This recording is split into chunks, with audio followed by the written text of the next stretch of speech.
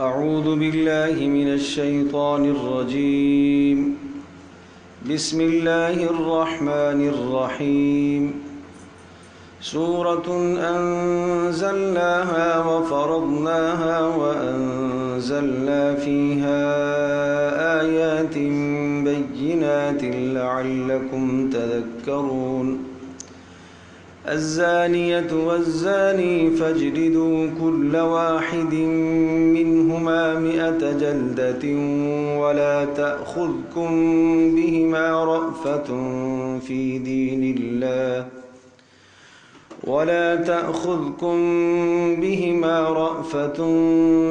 دين الله إن كنتم تؤمنون بالله واليوم الآخر وليشهد عذابهما طائفة من المؤمنين.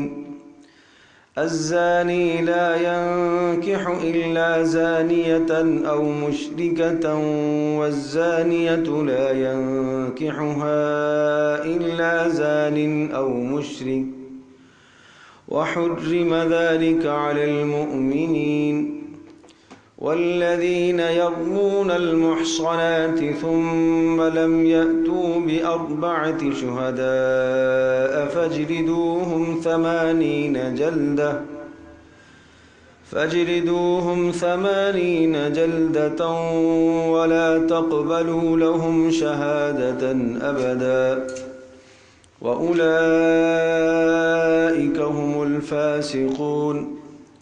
إلا الذين تابوا من بعد ذلك وأصلحوا فإن الله غفور رحيم. والذين يرمون أزواجهم ولم يكن لهم شهداء إلا أنفسهم فشهادة أحدهم 4 شهادات بالله إنه لمن الصادقين. والخامسة أن لعنة الله عليه إن كان من الكاذبين. ويدرأ عنها العذاب أن تشهد 4 شهادات بالله إنه لمن الكاذبين. والخامسة أن غضب الله عليها إن كان من الصادقين. ولولا فضل الله عليكم ورحمته وأن الله تواب حكيم. اللهم صل على سيدنا مولانا محمد وعلى آل سيدنا مولانا محمد وبارك وسلم. سورۃ النور یہ مدنی صورت ہے اور اس سورہ مبارکہ میں 64 آیات مکرمہ ہیں اور یہ سورہ مبارکہ بہت سارے احکامات پر مشتمل ہے. خاص طور پر خواتین سے متعلقہ بڑے اہم مسائل اور احکام اس میں بیان کیے گئے ہیں. حضرت عمر رضی اللہ تعالی عنہ ارشاد فرمایا کرتے تھے کہ علموا نساءکم سورۃ النور، اپنی خواتین کو سورۃ نور سکھاؤ. اور اسی طرح سے حضرت عبداللہ ابن عباس رضی اللہ تعالی عنہما ارشاد فرماتے ہیں اپنی خواتین کو سورۃ المائدہ، سورۃ النور، سورۃ النساء، سورۃ الاحزاب یہ صورتیں ضرور سکھاؤ. ان صورتوں میں بہت بڑے احکام ہیں اور بیشتر ان احکامات کا تعلق گھریلو زندگی کے ساتھ ہے، ازدواجی زندگی کے ساتھ ہے. تربیت اولاد سے بہت سارے احکام متعلق ہیں اور اسی طرح سے کفالت اور رضاعت اور اسی طرح سے میراث اور بہت سارے احکام زندگی، روز مرہ کے معاملات و احکام جو گھروں میں درپیش آتے ہیں وہ احکامات ان مبارک صورتوں کے اندر مذکور ہیں۔ تو ایک مسلمان ہونے کے ناطے سے اللہ تبارک و تعالیٰ کے ان احکامات کا سیکھنا جاننا ہر انسان کی ضرورت ہے۔ یہ ہر گھرانے کی ضرورت ہے، ہر فیملی کی ضرورت ہے، ہر فرد کی، ہر مرد کی، ہر عورت کی ضرورت ہے کہ اللہ کے کلام کو، اللہ کے پیغام کو سیکھے۔ اور سورۃ النور کے متعلق یہ بات ذہن نشین فرما لیں، جیسے میں نے عرض کیا کہ یہ مدنی صورت ہے، اور اس سورہ مبارکہ میں جو احکامات ہیں ان احکامات کا تعلق معاشرتی زندگی کے ساتھ ہے۔ اور اگر آپ یوں سمجھیں تو بالکل یہ بات درست ہے اور بیجا نہ ہوگی کہ اسلامی معاشرے کے بنیادی مسائل، بنیادی احکام ملک میں ہم اسلام نافذ کریں نہ کریں وہ تو بات کی بات ہے۔ آپ کے اختیار میں اپنے گھر کے اندر اسلام کا نفاذ تو ہے۔ آپ گھر سے ان صورتوں کے اندر جو مذکور احکام ہیں ان احکامات کا اجرا آپ گھر سے شروع کریں۔ آپ دیکھیں گے انشاءاللہ اس کی رحمتیں اور برکتیں آپ کے گھروں میں کس طرح سے اترتی ہیں۔ پیارے پیغمبر صلی اللہ تعالی علیہ وسلم کی واپسی ہو رہی تھی غزوہ بنو المصطلق سے، تو واپسی پر منافقوں نے رسول اکرم صلی اللہ تعالی علیہ وسلم کے گھرانے سے متعلق بہت بڑا طوفان برپا کیا۔ پیارے پیغمبر صلی اللہ تعالی علیہ وسلم کی زوجہ محترمہ عفیفہ کائنات حضرت عائشہ صدیقہ رضی اللہ تعالی عنہا کے خلاف پروپیگنڈا کیا۔ اور یہ بات بھی آپ ذہن نشین فرمائیں کہ اسلام دشمن اس وقت بھی اور آج بھی ہمیشہ سے یہ کوشش رہی ہے کہ اہل اسلام کے خلاف مسلمانوں کے جو مذہبی پیشوا اور رہنما ہوتے ہیں ان کے خلاف مسلمانوں کے ذہنوں کو ایسا زہر آلود کر دیا جائے تاکہ کوئی شخص ان کے قریب نہ آئے، اس لیے کہ اگر قریب آئیں گے تو دین سیکھیں گے، اور جب دین سیکھیں گے تو دنیا والوں کی خواہشات اور چاہتیں پوری نہیں ہوں گی۔ کہ اسلام ایک بنیاد سکھاتا ہے، اسلام ایک نظریہ دیتا ہے، اسلام ایک سوچ دیتا ہے، اسلام ایک معاشرتی زندگی دیتا ہے، ایک تجارتی زندگی کے احکام بتلاتا ہے، زندگی کے ہر شعبے کے احکام بتاتا ہے۔ لیکن یہ کہاں سے سیکھے جائیں گے؟ اہل علم، علماء، مقتدر لوگوں سے۔ تو جب لوگوں کے ذہنوں میں ان اہل علم اور مقتدا، پیشوا، راہبر اور رہنما جو لوگ ہوں گے ان کے حوالے سے منفی باتیں ذہن میں آ جائیں گی تو لوگ ان کے قریب نہیں آئیں گے۔ مکہ مکرمہ میں رسول پاک صلی اللہ تعالی وسلم کی مخالفت کی جو صورت تھی، ایک صورت پہلا جو دور تھا، یہ بات ہم پہلے بھی عرض کر چکے ہیں، پہلا دور تھا سابی ہو گیا، یعنی رسول اللہ صلی اللہ تعالی وسلم کے متعلق یہ پروپیگنڈا مشرکوں نے پھیلایا کہ بے دین ہو گیا، ہمارے آباء و اجداد کا دین اس نے چھوڑ دیا۔ لیکن جب دیکھا کہ ہر دن ترقی ہی ہو رہی ہے، ہمارے ان جملوں سے ان کی شخصیت پر کوئی اثر نہیں پڑ رہا، پھر دوسرا دور آیا کہ انہوں نے مجنون، دیوانہ، پاگل کہنا شروع کیا کہ بھائی جب ہم مجنون، دیوانہ کہیں گے تو نتیجہ یہ ہوگا کہ لوگ دیوانہ سمجھ کر ان کے قریب نہیں جائیں گے، ان کی بات نہیں سنیں گے، لہٰذا ہمیں اپنے مقاصد حاصل ہو جائیں گے۔ لیکن ہر آئے دن محمد رسول اللہ صلی اللہ علیہ وسلم کے رفقا بڑھتے گئے، اسلام کو ترقی ملتی گئی۔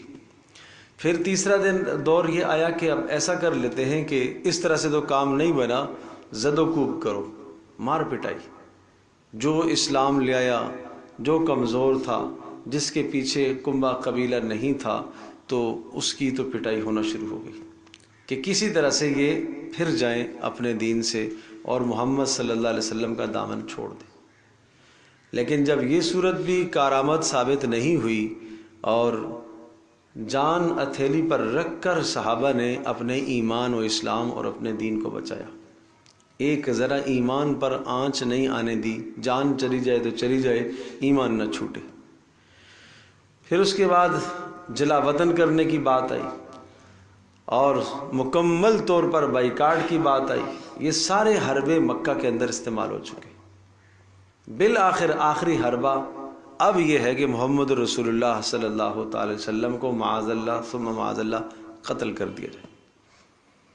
تو جب یہاں تک ناپاک منصوبے انہوں نے بنائے اور ناپاک ارادے انہوں نے کیے، تو اللہ تبارک تعالیٰ نے رسول اکرم صلی اللہ تعالی وسلم کے لیے ہجرت کے اسباب بنائے، اور آپ مکہ چھوڑ کر مدینہ طیبہ تشریف لے گئے۔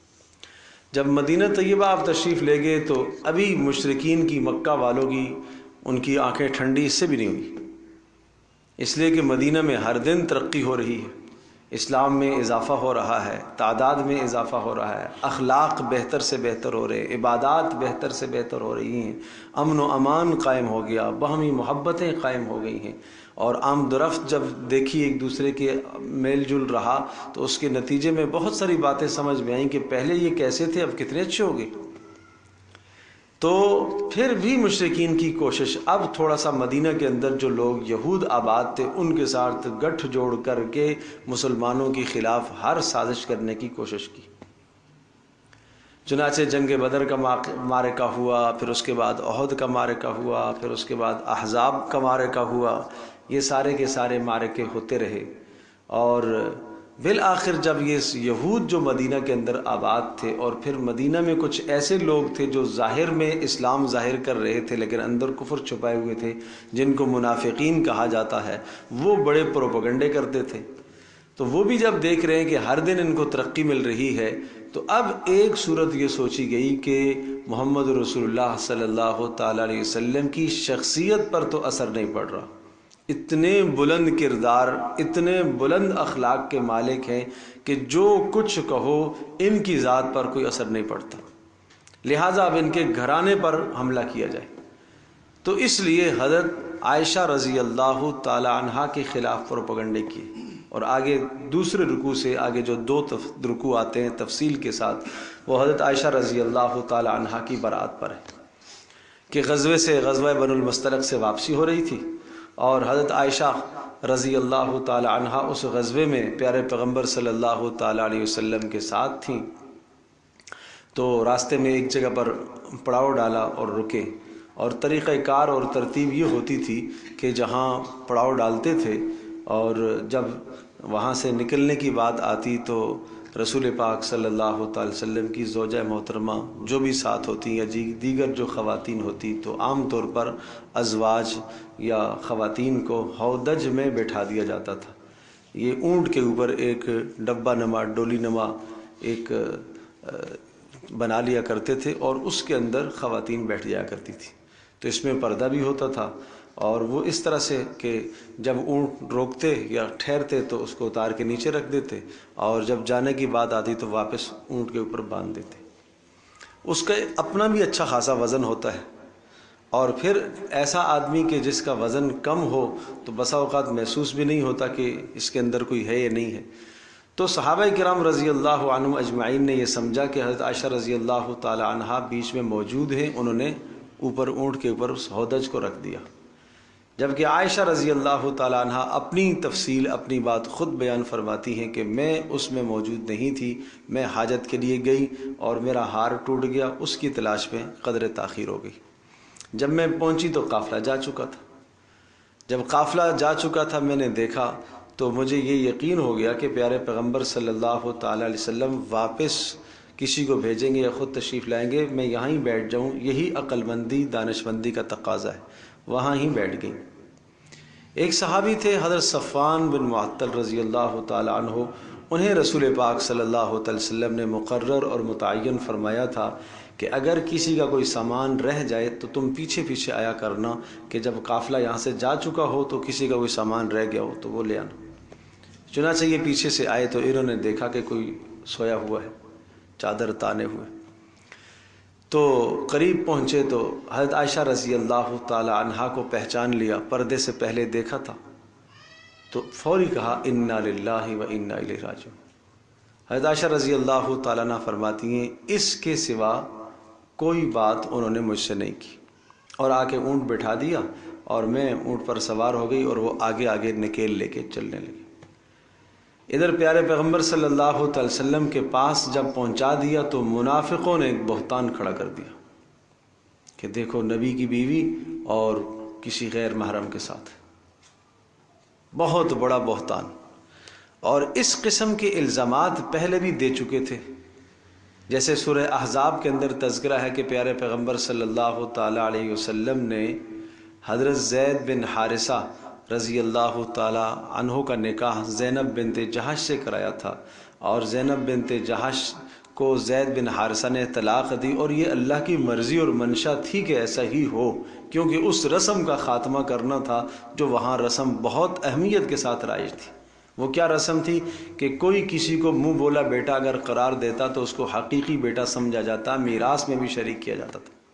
اس رسم کا خاتمہ کرنا تھا، چونکہ زید بن حارثہ رسول اللہ صلی اللہ علیہ وسلم کے منہ بولے بیٹے تھے، اور اس رسم کا خاتمہ اس طرح سے اللہ پاک نے کروایا کہ زید بن حارثہ کے نکاح میں زینب بنت جہش آئیں، اور زینب بنت جہش کو پھر انہوں نے طلاق دی، اور عدت گزرنے کے بعد زینب بنت جہش کا نکاح رسول پاک صلی اللہ علیہ وسلم کے ساتھ ہوا۔ جب آپ علیہ السلام کے نکاح میں آئیں تو اب وہی پروپیگنڈے منافقوں نے پھیلائے، دیکھو یہ اپنے بیٹے کی بیوی سے نکاح کر لیا۔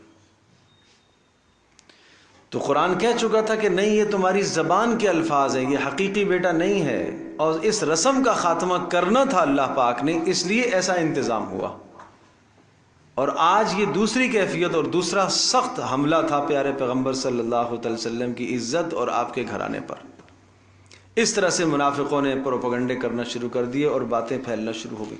حضرت عائشہ رضی اللہ تعالیٰ عنہ فرماتی ہیں کہ مجھے تو کوئی علم ہی نہیں تھا اس بات کا کہ میرے بارے میں اتنا باہر طوفان برپا ہے۔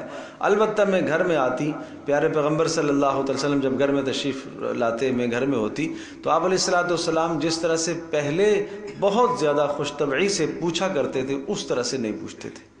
میرے دل میں کوئی بات آئی کہ کوئی معاملہ پیش آیا ہے، رسول پاک صلی اللہ علیہ وسلم آپ اس طرح سے نہیں پیش آ رہے۔ تو ایک مرتبہ میں ایک خاتون کے ساتھ رات کو باہر نکلی حاجت کے لیے، تو انہوں نے میرے سامنے تذکرہ کیا۔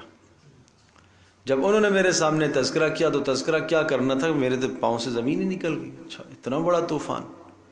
خیر میں گھر آئی اور اس خبر کو سن کر بخار کی کیفیت ہو گئی، غم ایسا آیا، اور اگلے دن میں نے رسول پاک صلی اللہ علیہ وسلم سے اجازت مانگی، تو پھر میں اپنی والدہ محترمہ کے یہاں چلی گئی، اور رسول اکرم صلی اللہ تعالی علیہ وسلم پھر تشریف لائے، اور وہاں آپ علیہ السلام بھی پریشان، گھرانہ سارا پریشان، میرے والد محترم سیدنا ابوبکر صدیق رضی اللہ تعالیٰ عنہ وہ پریشان ہیں، میری والدہ وہ بھی غمگین ہیں، رسول پاک صلی اللہ علیہ وسلم بھی غمگین ہیں۔ آپ علیہ السلام نے فرمایا عائشہ اگر کوئی غلطی ہے تو اللہ تبارک و تعالیٰ سے استغفار کر لو۔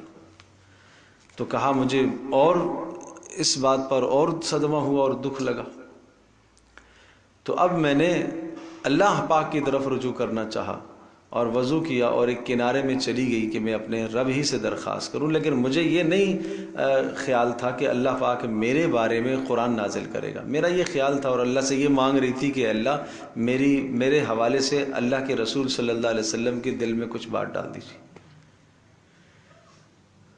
تو میں اسی اثناء میں مشغول تھی کہ وحی کا سلسلہ شروع ہوا۔ جب وحی کا سلسلہ شروع ہوا تو اب گھبراہٹ اور بڑھ گئی، نہ معلوم کیا وحی آ رہی، اور پیارے پیغمبر صلی اللہ تعالی علیہ وسلم کے چہرہ انور پر پسینے کے آثار ظاہر ہونے لگ گئے۔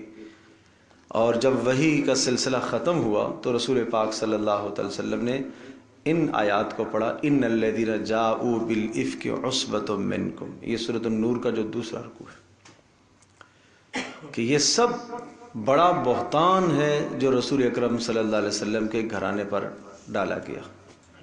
یہ بہتان عظیم ہے جو قائم کیا گیا، کھڑا کیا گیا رسول اللہ صلی اللہ علیہ وسلم کے خلاف، اور خبردار مسلمانوں کو تنبیہ کی گئی کہ اس قسم کے پروپیگنڈے اور اس قسم کے باتوں میں مت آیا کرو۔ تو بہرحال یہ بڑے اہم احکام ہیں، تو یہ تو اس کا پس منظر نزول کے اعتبار سے ہے، تو شروع سے لے کر آخر تک اس کا ایک ایک لفظ اور ایک ایک آیت جو ہے وہ سننے کی ہے، سمجھنے کی ہے۔ باقی اس میں جو احکام ہیں آج ہم آپ کے سامنے 2 رکوعوں کا خلاصہ اس پرچے کی صورت میں لکھ کر لائے ہیں، جس میں شروع کے جو 2 رکوع ہیں ان میں احکام ہیں، وہ میں اجمالی طور پر ذکر کر دیتا ہوں اور پھر ہم آتے ہیں ترجمے میں۔ زنا کی سزا بیان کی گئی ہے۔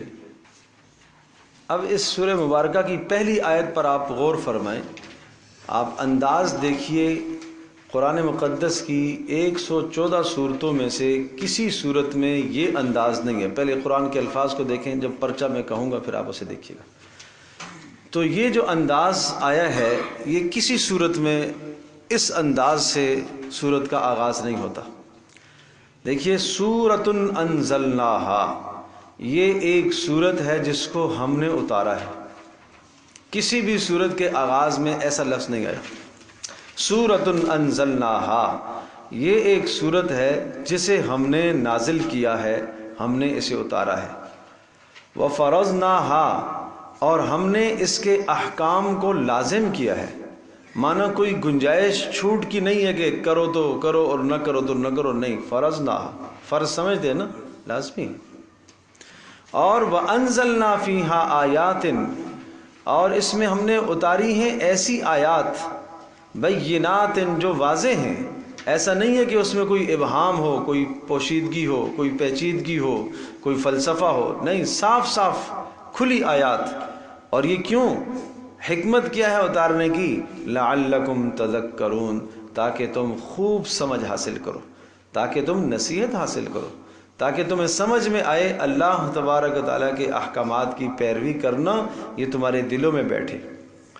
اب یہاں آپ غور فرمائیے کہ انزلنا، فرضنا، انزلنا، 3 مرتبہ اللہ نے اپنی ذات کی طرف نسبت کی ہے، ہم نے اسے اتارا ہے۔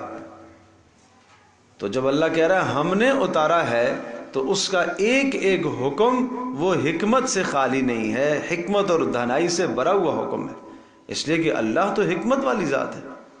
نمبر 2 اشارہ ہے ہم نے اتارا ہے تو ہم تمہارے خالق ہیں، اللہ پاک خالق ہے، اور اللہ تبارک و تعالیٰ مالک ہے۔ جب وہ خالق ہے تو وہ بندوں کی ضروریات اور مصلحتوں کو خوب جانتا ہے۔ وہ مالک ہے تو وہ جو چاہے حکم دے سکتا ہے، جو چاہے وہ حکم دے سکتا ہے، اس لیے فرمایا انزلنا، ہم نے اتارا، ہم نے نازل کیا۔ اور وفرضناہا، اور اس کے احکام کو ہم نے لازم قرار دیا ہے، پھر نسبت اپنی طرف کی ہے کہ کوئی اس میں گنجائش نہیں ہے۔ اور وانزلنا، پھر دوبارہ سے یہ بات ذکر فرمائی کہ ہم نے اس میں اتارا کیا چیز؟ آیات بینات، ہم نے کھلی ہوئی آیات کو اتارا ہے، واضح آیات کو اتارا ہے، لعلکم تذکرون، تاکہ تم نصیحت حاصل کرو۔ اب اس کے بعد جو پہلا حکم آیا ہے، الزانیۃ والزانی فاجلدوا کل واحد منہما 100 جلدہ ولا تأخذکم بہما رأفۃ فی دین اللہ۔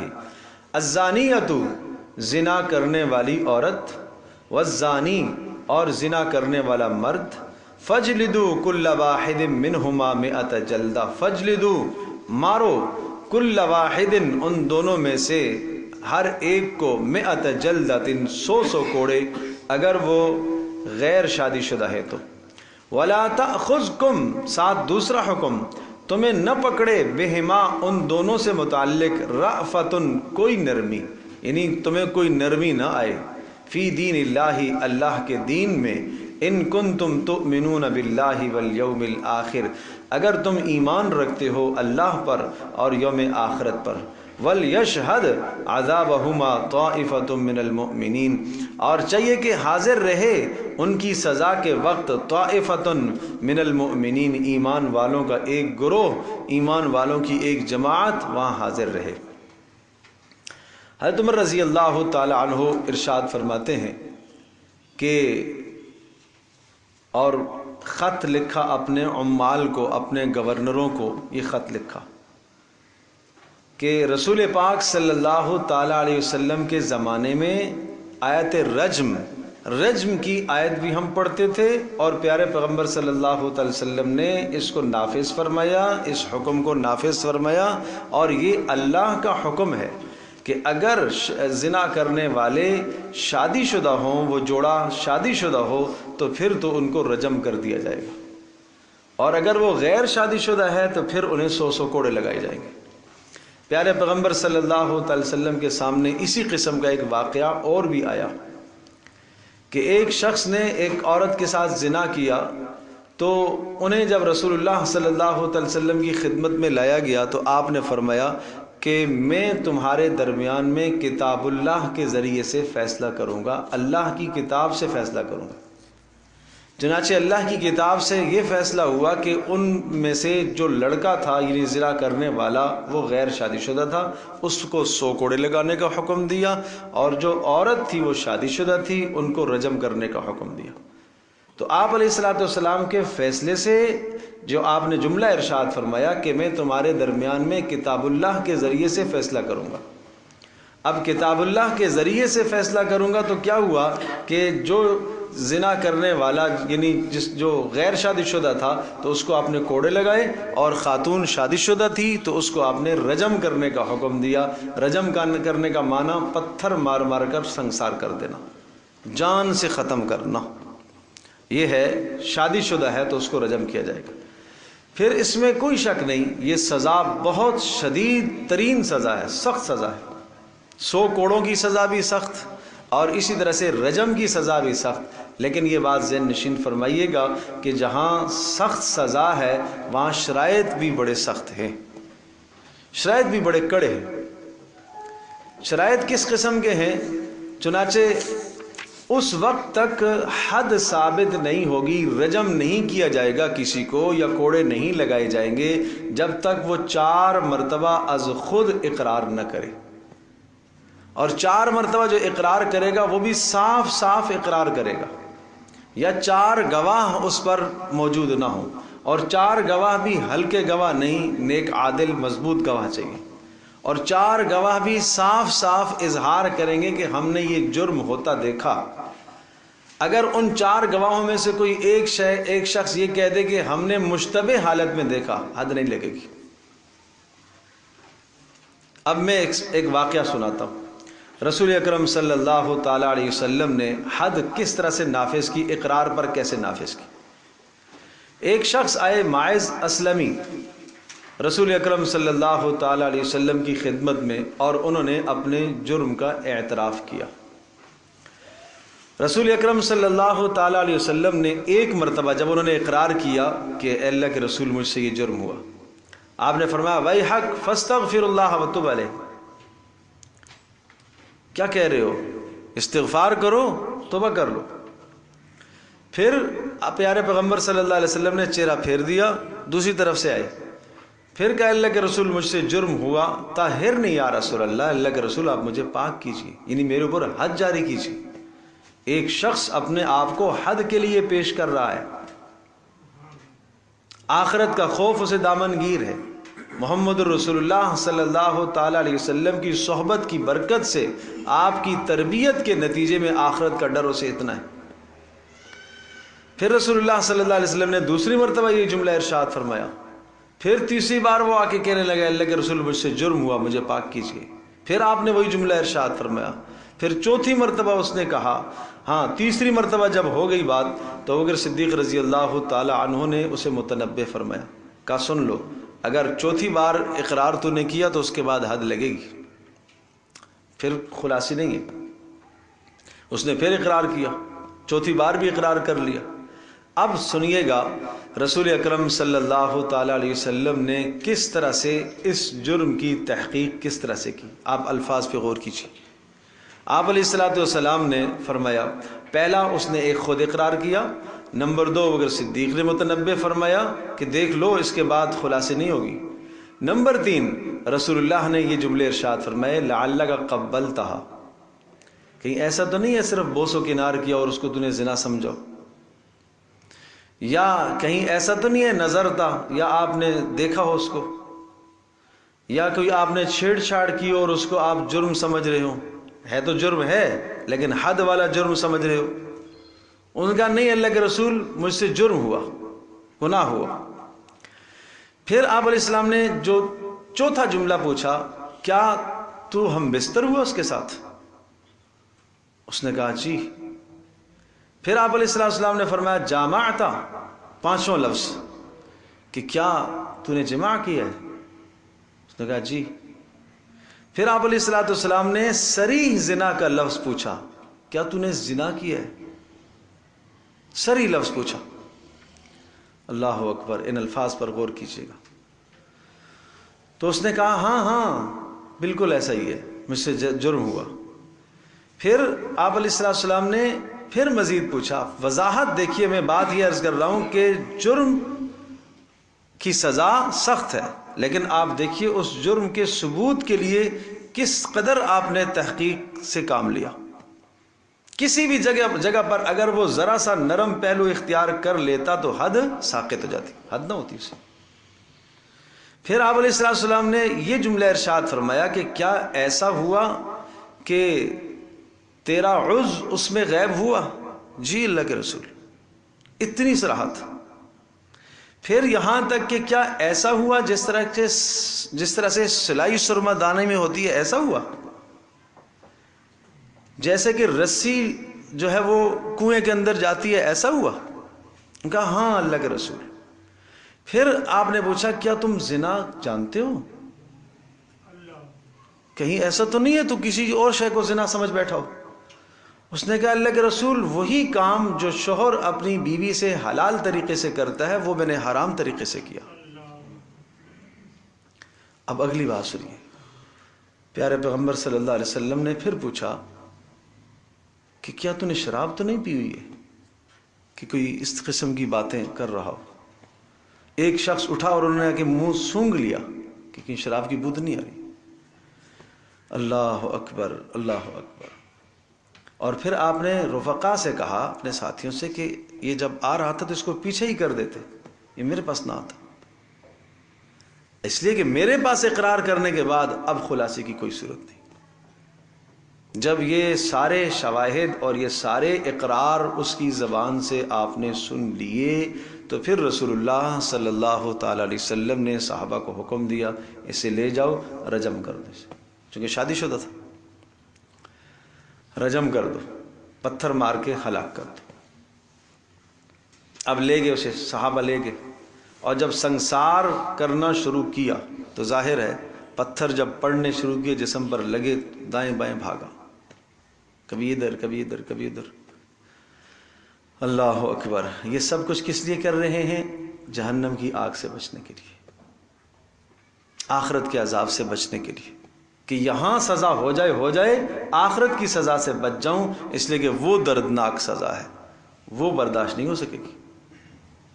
اور صحابہ کہتے ہیں کہ یوں بھاگے اور سامنے سے ایک صحابی نے ایک بڑی سی ہڈی، اونٹ کی ران کی بڑی ہڈی، وہ دے کے ماری اور گر گئی اور ختم ہو گئی۔ رسول پاک صلی اللہ تعالی علیہ وسلم کو جب اس کی اطلاع ہوئی، ظاہر ہے پیارے پیغمبر صلی اللہ تعالی وسلم کی آنکھوں سے آنسو آئے، لیکن چونکہ حد ہے اس میں کوئی سمجھوتا نہیں ہے، کوئی نرمی اس میں نہیں ہے۔ تو اب اس جملے کو ذرا ذہن نشین فرمائیے گا۔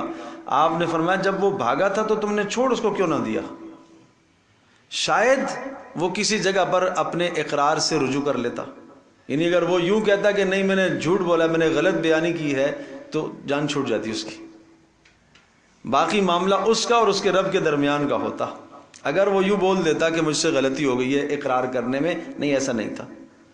تو اس لیے حدیث میں آیا حدود کے متعلق، الحدود تندرع بالشبہات، شکوک اور شبہ کی وجہ سے حد نہیں لگے گی، ساقط ہو جائے گی۔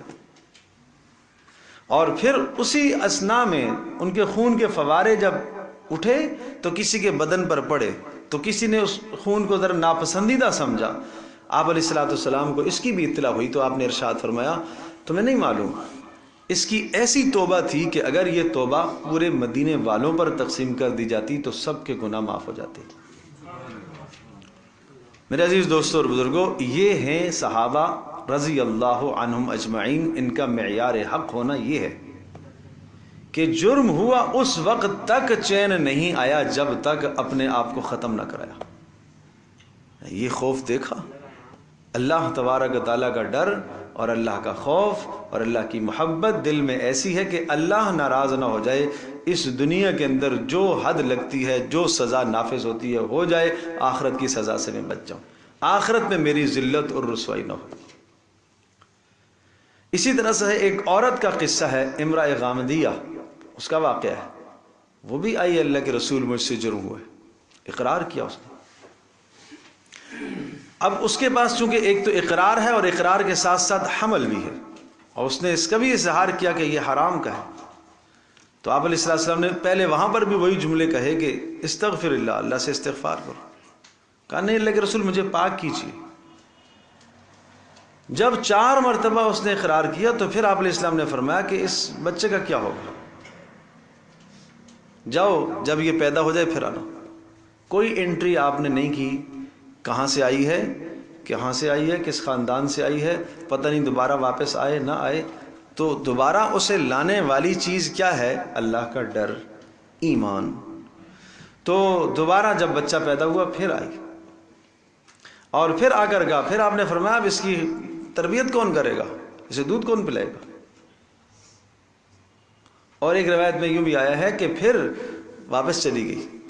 پھر اس وقت آئی اور بچے کے ہاتھ میں روٹی کا ٹکڑا پکڑا ہوا کہ اللہ کے رسول اب یہ اس قابل ہو گیا کہ اللہ اس کی خود حفاظت کرے اور یہ اپنے آپ کو سنبھال سکے گا.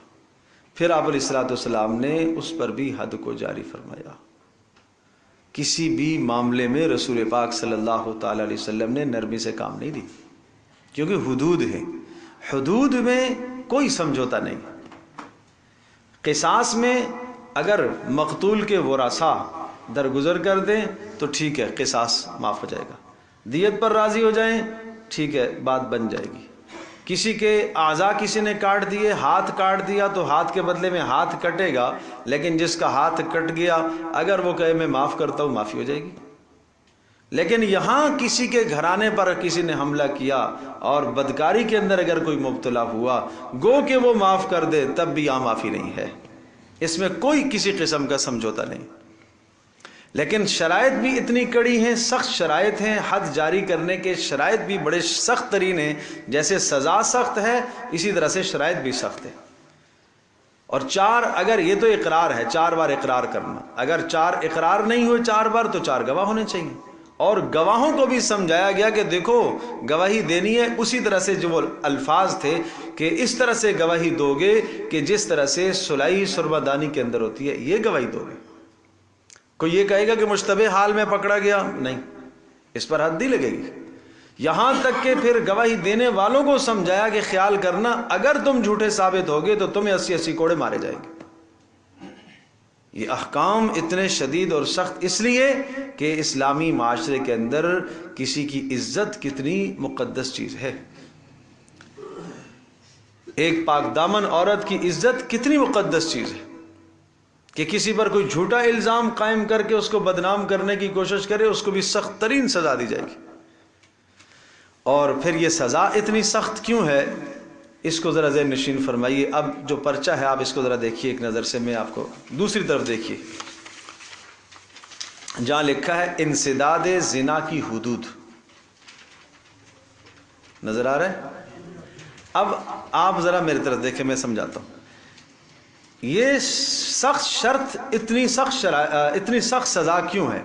اس لیے کہ زنا سے روکنے کے لیے جو پہلے سے شریعت نے باڑیں لگائی ہیں وہ بہت زیادہ ہے. اور یہاں ہم نے 15 وہ باڑ ذکر کی ہیں، 15 رکاوٹیں شریعت نے کھڑی کی ہیں. ایک آدمی ان 15 رکاوٹوں کو تجاوز کر کے جب آگے جاتا ہے تو اس کو پھر تو چورا چورا کر دینا چاہیے. اب دیکھیے کیا 15 رکاوٹیں کیا ہیں. اسلامی معاشرے میں انسداد زنا کے لیے تعزیری قانون یعنی رجم اور 100 کوڑے پر ہی انحصار نہیں بلکہ روک تھام کے لیے دیگر اہم امور ہے. نمبر 1، آدمی اس گناہ سے کے قریب نہ جائے. اچھا، اس گناہ سے روکنے کے لیے پہلا سبب کیا ہے؟ اصلاح نفس اور خوف خدا اور آخرت میں مسئولیت کا عقیدہ دیا کہ تم اپنی اصلاح کرو، آخرت میں اللہ تم سے پوچھے گا، تمہارے دل میں اللہ کا ڈر ہونا چاہیے. اچھا، جس کے دل میں اللہ کا ڈر ہے تو اس گناہ سے بچ جائے گا. نمبر 2، پھر یہ جو خواہش ہے اس فطری خواہش کو پورا کرنے کے لیے نکاح کے راستے آسان بنائے. نکاح کے راستے آسان بنائے، کوئی لمبا چوڑا خرچ نہیں، کوئی بڑا خرچ نہیں ہے. مرد کے ذمے کیا خرچ ہے؟ مہر کا خرچ ہے، ولیمے کا خرچ فرض نہیں، واجب نہیں، زیادہ سے زیادہ مستحب کا درجہ، مسنون کا درجہ، کریں تو ثواب، نہ کریں تو کوئی گناہ نہیں۔ مہر بھی کوئی بڑی بھاری رقم نہیں ہے، مہر کم از کم رکھیں یا جتنا رکھیں آپ ادا کر سکیں وہ آپ رکھیں۔ تو اس طرح سے نکاح کے راستے بھی آسان بنائے، بہت آسان بنائے رسول اللہ صلی اللہ تعالی علیہ وسلم نے، از خود بھی کر کے اور صحابیات اور صحابہ کے نکاح کرا کر آپ نے بتلایا کہ نکاح کے معاملات کو آسان رکھا جائے۔ نمبر 3، ایک بیوی پر اگر کوئی انحصار نہیں کر سکتا تو 4 کی اجازت دی کہ اگر اس کی ضرورت ایک جگہ سے پوری نہیں ہوتی ہے تو شرعی طریقہ ہے 4 کر لے، 2 کر لے، 3 کر لے، لیکن گناہ کی طرف نہ جائے، گویا کہ یہ بھی ایک رکاوٹ کھڑی کی۔ نمبر 4، میاں بیوی میں اگر باہمی محبت قائم نہ ہو سکے، یعنی محبت ہوگی تو یہ اپنی ضرورت پوری کرے گا، اگر محبت ہی نہیں ہے اور اگر اس کی زندگی تنگ ہے، یہ ضرورت پوری نہیں ہو رہی، تو ایک حد تک کوشش کے بعد طلاق اور خلا کے راستے ہموار کیے۔ طلاق کا راستہ بتلایا کہ بھائی ٹھیک ہے آپ اسے چھوڑ دیں، طلاق دے دیں، آپ دوسری جگہ نکاح کر لیں۔ عورت اگر نہیں رہنا چاہ رہی ہے، یہاں اس کی ضرورت اپنی پوری نہیں ہو رہی ہے اور وہ اپنی جنسی تسکین یہاں پوری نہیں کر پا رہی ہے، تو وہ خلا کا دعویٰ دائر کر کے خلا لے لے اس سے۔ ایسا تو نہیں ہے کہ ساری زندگی اپنے آپ کو یہیں وہ مجبور رکھ لے۔ اچھا، نمبر 5، حکم دیا بے نکاحوں کے نکاح کراؤ، معاشرے میں کوئی بے نکاح نہ چھوڑو تاکہ معاشرے میں بے حیائی نہ پھیلے۔ وَأَنْكِحُوا الْأَيَامَ مِنْكُمْ وَالصَّالِحِينَ مِنْ عِبَادِكُمْ وَإِمَائِكُمْ، جو تمہارے معاشرے میں بن نکاح کے لوگ ہیں، چاہے مرد ہوں چاہے عورتیں ہوں، ان کے نکاح کرا دو۔ کوئی معاشرے کے اندر بے نکاح نہیں رہنا چاہیے، کوئی معاشرے میں بے نکاح نہ رہے، نہ مرد نہ کوئی عورت۔ اور ایم کا لفظ جو استعمال ہوتا ہے یہ آگے آئے گا، ایم کہا جاتا ہے وہ کہ جس کا نکاح ہو کر بیوی مر گئی ہے تو یہ، یا اسی طرح سے جناب شوہر مر گیا تو عورت بیوہ رہ گئی، اس کو ایم کہا جاتا ہے۔ یعنی اسلام یہ کہتا ہے کہ اگر عورت بیوہ ہو گئی ہے تو عدت گزرنے کے بعد اس کے نکاح میں بھی آپ تاخیر نہ کریں، اس لیے کہ ایک معاشرے کے اندر اس کو ایک ضرورت ہے، وہ اپنی زندگی گزارنے میں مرد کی محتاج ہے، اور ایک مرد اپنی زندگی گزارنے میں عورت کا محتاج ہے۔ یہ فطرت ہے، فطرت سے نہ ٹکراؤ، فطرت سے لڑائی نہ کرو، نہ ٹکراؤ۔ کوئی آدمی اس فطرت کے بغیر نہ رہے۔ رسول اللہ صلی اللہ تعالی وسلم کی خدمت میں ایک شخص آئے، آپ نے پوچھا تو نے شادی کی ہے؟ انہوں نے کہا نہیں کی ہے۔ کہ غریب آدمی ہو؟ کہا نہیں غریب تو نہیں ہوں۔ کتنا مال ہے؟ اتنا مال ہے۔ آپ نے فرمایا تم تو شیطان ہو پھر، کہ اتنا مال ہے تم پھر شادی کیوں نہیں کر رہے ہو؟ سخت ڈانٹا آپ علیہ السلام نے کہ معاشرے کے اندر بے نکاح نہ رہو، کہیں کسی گناہ اور فتنے میں مبتلا تاکہ نہ ہو جاؤ۔ اور رسول اکرم صلی اللہ تعالی وسلم کا جو ماحول اور معاشرہ تھا، وہاں تو عرض کر رہا ہوں کہ وہاں تو بے نکاح رہنے کا تصور بھی نہیں تھا۔ اگر شوہر کا انتقال ہو جاتا ہے اور عورت 50 سال کی بھی ہے تو بھی نکاح کا پیغام آ جا رہا ہے، اور اس میں کوئی قباحت اور کوئی شناعت اور کوئی برائی نہیں تھی۔ اللہ اکبر۔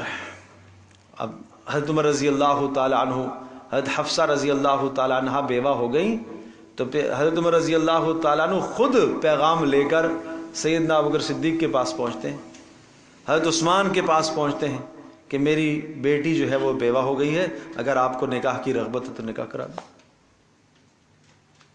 ہم سے زیادہ وہ غیرت مند لوگ تھے، لیکن حقیقت سمجھتے تھے، ضرورت سمجھتے تھے، فطرت سمجھتے تھے کہ اس فطرت سے ٹکراؤ نہیں ہونا چاہیے۔ یہ تو نہیں کہا میں اتنے بڑے مقام کا آدمی ہوں، میں کیسے پیشکش کروں، خود پیشکش کی۔ حضرت عثمان رضی اللہ تعالی عنہ نے فرمایا مجھے حاجت نہیں، اور ابوبکر صدیق رضی اللہ تعالی عنہ خاموش رہے۔ کچھ وقت کے بعد رسول اللہ صلی اللہ علیہ وسلم کی جانب سے پیغام گیا ہے عمر رضی اللہ تعالی عنہ کے ہاں کہ آپ کی بیٹی حفصہ سے میں نکاح کرنا چاہتا ہوں۔ اس سے بڑھ کر کیا عزت تھی حضرت عمر رضی اللہ تعالیٰ عنہ کے لیے۔ اس کے بعد ایک مرتبہ حضرت عمر نے کہا ابوبکر صدیق رضی اللہ تعالیٰ عنہ سے کہ مجھے، بلکہ ابوبکر صدیق نے خود پوچھا کہ عمر تجھے شاید تکلیف ہوئی تھی جب آپ نے مجھے پیشکش کی تھی؟ ہاں بالکل ہوئی تھی، عثمان نے تو منع کر دیا، آپ نے تو کوئی جواب ہی نہ دیا۔ تو کہا دراصل رسول اللہ صلی اللہ علیہ وسلم نے میرے سامنے ذکر کیا تھا کہ آپ حفصہ سے نکاح کی خواہش رکھتے ہیں، وہ رسول اللہ کا راز تھا، اس لیے میں نے نہیں ظاہر کیا۔ میں نے کہا اگر رسول اللہ صلی اللہ علیہ وسلم نے نہ نکاح کیا تو پھر میں کر لوں گا، لیکن پیارے پیغمبر صلی اللہ علیہ وسلم کا راز فاش کرنا بھی مجھے اچھا نہ لگا۔ تو پتہ چلا کہ یہ راز کی باتیں ہوا کرتی ہیں۔ آپ سے اگر کوئی مشورہ کرتا ہے کہ میں فلاں جگہ رشتے کا پیغام بھیجنا چاہ رہا ہوں، تو یہ راز کی بات ہے، جب تک ظاہر نہ ہو اس کو پھیلانا نہیں چاہیے لوگوں میں۔ اور ایک بات ہمیں یہ بھی پتہ چلی ہے کہ اگر کسی جگہ پر ایک رشتے کا پیغام گیا ہوا ہے تو ہمیں وہاں پیغام نہیں بھیجنا چاہیے۔ صاف صاف فرمایا کہ کسی اپنے مسلمان بھائی کی منگنی پر منگنی مت کیا کرو۔ تو آپ اندازہ کریں کہ کس قدر اس کا اہتمام کیا۔ نمبر 5، بے نکاحوں کے نکاح کرانے کا حکم۔ نمبر 6، کیا رکاوٹیں کھڑی کی ہیں اس بے حیائی کے راستے کے سامنے اللہ پاک نے۔ خواتین کو پردے کا حکم دیا، یا ایھا النبی قل لازواجک وبناتک ونساء المؤمنین یدنین علیہن من جلابیبہن۔ اے نبی آپ اپنی بیویوں کو، اپنی بیٹیوں کو، مسلمان عورتوں سے یہ کہہ دیجئے جب گھروں سے باہر نکلا کریں تو اپنے سامنے چادریں لٹکا دیا کریں۔ یہ پردے کا حکم کیوں دیا؟ یہ اسی لیے دیا تاکہ معاشرے کے اندر بے حیائی نہ پھیلے۔ اور اسی طرح سے پھر ارشاد فرمایا، یا نساء النبی لستن کاحد من النساء ان اتقیتن فلا تخضعن بالقول۔ بات کرنے کا سلیقہ عورت کو سکھایا کہ جب آپ غیر محرم سے بات کرو تو بات میں نرمی نہ کرنا۔ کیوں؟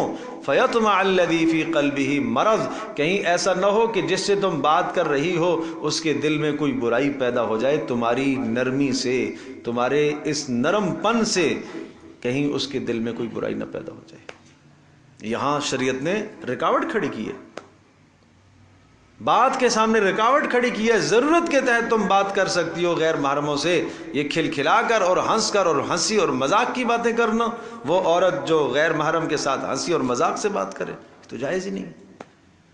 سورہ حجرات میں ایک بڑا اہم حکم آیا، غور کیجیے گا، اس حکم کا فلسفہ سمجھیں۔